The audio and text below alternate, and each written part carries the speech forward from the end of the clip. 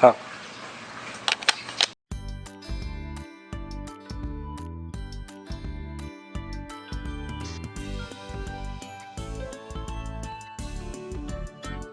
Assalamualaikum, hari ini unbox lagi, datang paket dari Cina. Sebuah handphone yang spesifiknya lumayan dan harganya murah, cuma sekitar $99, agak turun, tadinya sekitar $109. Makanya nih saya lihatkan pajaknya cuma kena 48.000. Ini setelah dipotong NPWP ya. Oke, langsung kita unbox tanpa perlu menunggu lama lagi. Ini dia penampakan kemasannya. Ini, aduh, tadi saya pakai cutter terlalu dalam, jadi ada garisnya. Ulefone Tiger. Tidak ada informasi apa-apa nih di dusnya, cuma ada email, warnanya black. Ini kayaknya udah nggak segel, udah dibuka sama bea cukai. Tapi kayaknya isinya kocak atau goyang-goyang banget. Nah, ini dia smartphone-nya, kita simpan. Kita lihat kelengkapannya. Oh, pantesan kotak karena di dalamnya nggak ada partisi apa-apa. Langsung dikasih kabel data dan kepala charger. Sama ini buku manual. Buku manualnya berbagai bahasa, ada Itali, bahasa Inggris, barusan ada tulisan Arab, Jerman.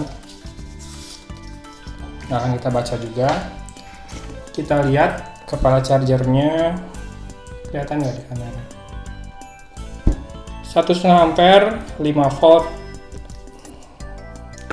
Dipastikan bukan quick charger.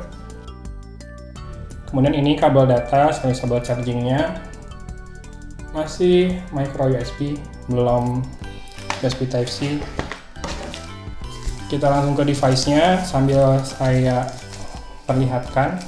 Saya kasih tahu ini prosesornya pakai MediaTek 6737. RAM 2GB dan ROM-nya 16 GB. Jadi ini head to head banget sama Asus Zenfone 3 Max. Asus Zenfone 3 Max menggunakan MediaTek 6737M yang clock speed-nya sedikit lebih rendah di 1,25 GHz, ini 1,3 GHz. Baterainya juga beda sedikit, ini 4200, Asus Zenfone 3 Max 4100 sekian, sedikit banget bedanya. Sama-sama ada fingerprint scanner di belakang. Kemudian bedanya di layar, Asus Zenfone 3 Max 5,2 inci, ini 5,5 inci. Nah, ini kalau bisa dilihat ada tulisannya nih, kameranya 13 megapiksel, sensor Sony. Sebetulnya ini kameranya 8 megapiksel, cuma dengan interpolasi dari software, dibantu software jadi 13 megapiksel. Kamera depan 5 megapiksel, dibantu software interpolasi jadi 8 megapiksel. Kita lihat bagian depannya ini udah ada screen protector terpasang rapi. Kita tinggal lepaskan kletek bagian pelindung depannya, lalu simpan di sini biar terjaga. Ada bubble sedikit. Ini yang kerasa di tangan sih tebal. Oke, fokusnya lumayan lah ya kalau pakai kamera ini dan siang-siang. Lumayan tebal, bahkan dibanding Zenfone 3 Max ini kerasa lebih tebal dan lebih besar. Dan juga lebih berat. Oke.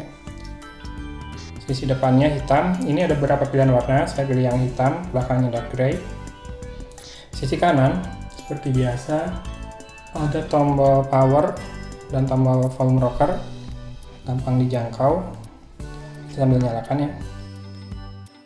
Kita bahas sisi per sisi aja dulu. Jadi di bagian atas ini ada slot micro USB dan port audio 3,5 mm. Kalau di rasa-rasa pinggirannya kayak metal, tapi kayaknya masih plastik deh.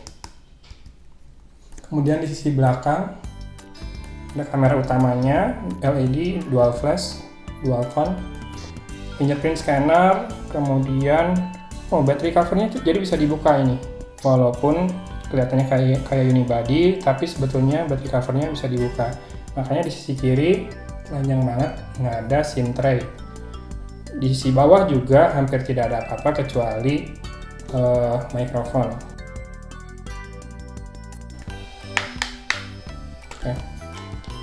Oke, back cover bisa dibuka, tetapi baterai tidak bisa dilepas. 4200 mAh, 11 Tiger. Kemudian ada 2 slot SIM card. Yang ini kayaknya micro, yang ini juga micro sih kalau nggak ukurannya, bukan nano. Dan ada dedicated micro SD slot, sesuatu yang nggak dimiliki oleh Asus Zenfone 3. First impressionnya, handphonenya secara build quality cukup terasa kokoh. Bahannya plastik, bagian depannya kaca sudah Gorilla Glass. Besar dan berat, kita bandingkan sedikit nih dengan Meizu U20.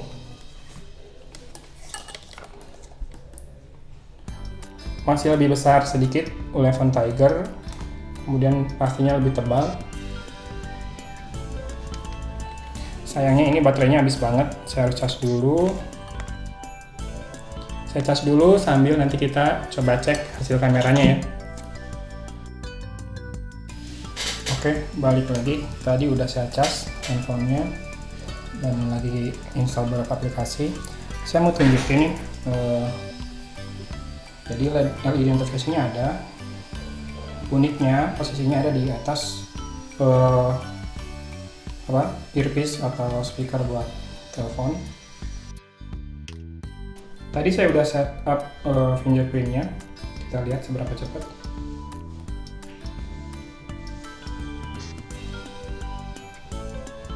Lumayan cepat, satu jari lagi buat lihat seberapa akurat.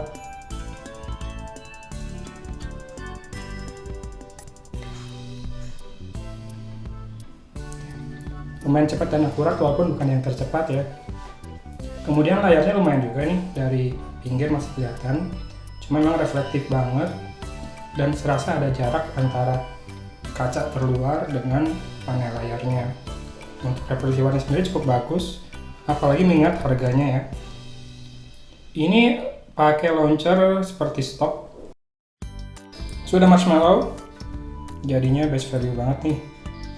Another best value untuk smartphone harga $100. Walaupun memang ini RAM-nya cuma 2GB, nggak kayak RAM 10 yang RAM-nya 3GB. Tapi ini punya kelebihan, micro SD card slot-nya dedicated. Seperti biasa, kita cek sedikit kameranya.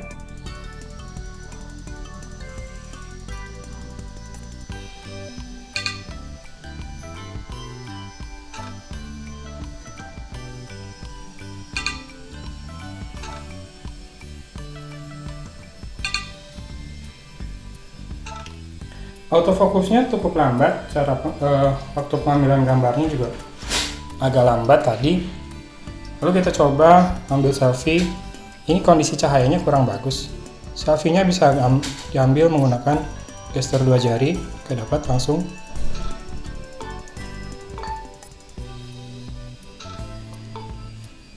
Mas ngerasa selfie-nya diambil lebih cepat dibanding tadi foto pakai kamera belakangnya. Entah ada pengaruh dari interpolasi software atau apa.